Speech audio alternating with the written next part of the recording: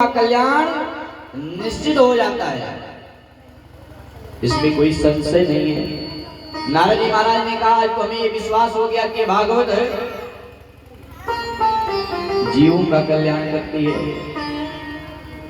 क्योंकि जहां हमने वेद वेदांत घोष गीता पाठ मोहर मोहर गीता का वेद का पाठ किया उद्घोष किया, परंतु ज्ञान वैराग्य की मूर्छा शांत नहीं हुई, कल्याण नहीं हुआ। और भागवत की कथा श्रवण करने मात्र से उनका कल्याण हो गया, ये तो विश्वास हो गया। परंतु गुरुदेव हमारे मन में एक प्रश्न है। क्या प्रश्न है? कह प्रश्न यही है कि कृपा करके हमें ये बताइए कि क्या यह भागवत पापियों को भी तारती है? तो चारों सनत कुमारों ने कहा नारद जी ध्यान से सुनिए, ये मानवः पाप कृतस्तु सर्वदा सदा दुराचार रता विमार्गगा क्रोधाग्निदग्धा कुटिलाश्च कामिनः सत्ताः यज्ञेन कलो पुनन्ति ते। ये मानवः पाप कृतस्तु सर्वदा,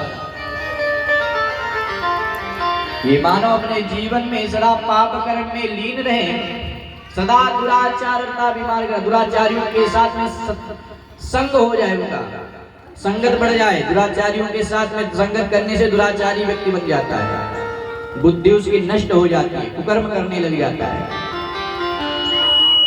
और वो भी यदि क्रोध अग्नि में जल रहा है, किसी से प्रेम से बोल नहीं रहा है, कोई यदि उससे बोल रहा है तो क्रोध करके बोलता है, यानी उसने जीवन में कभी सत्कर्म नहीं किया, पाप कर्म में ही लीन रहा। और अंत में उसकी यदि मृत्यु हो गई, अकाल मृत्यु हो गई और वह भयानक प्रेत योनि में चला गया, और उस जीव ने भी किसी के द्वारा सप्ताह यज्ञेन कलो पुनन्ति ते, साप्ताहिक श्रीमद् भागवत कथा का श्रवण कर ले, उस जीव का कल्याण हो जाता है।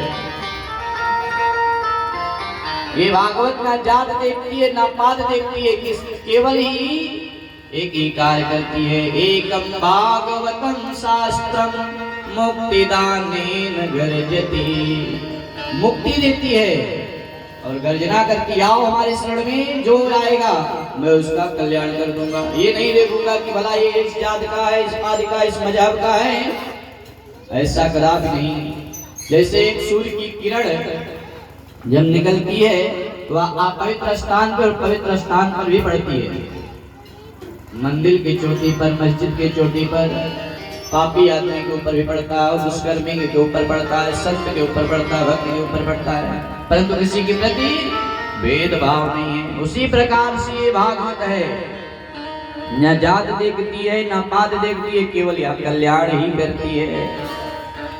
और कल्याण कर करेगी जब हम भागवत भगवान के शरण में आएंगे, तभी मेरा कल्याण हो सकता है।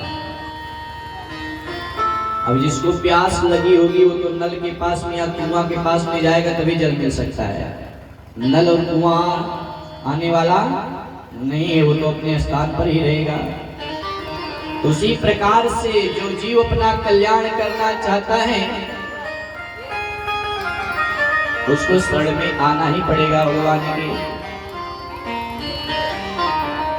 और भगवान की कथा हर जीवों को सुलभ नहीं है, सबको सुलभ नहीं है। जिसके अंदर पाप भरा होगा वो भगवान की कथा कदापि नहीं श्रवण कर सकता, और यदि श्रवण भी कर लिया तो हृदय में भी नहीं बैठ सकता, क्योंकि भगवान की कथा पापी व्यक्ति के अंदर नहीं बैठ सकती।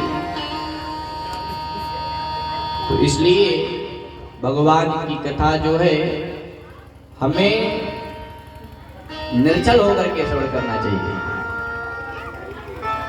और किसी प्रकार के दुष्कर्म भाव हमारे अंदर ना हो। तो नारद जी महाराज ने कहा कि ये कैसे हो सकता है कि जिसने अपने जीवन में कभी सत्कर्म नहीं किया, पाप कर्म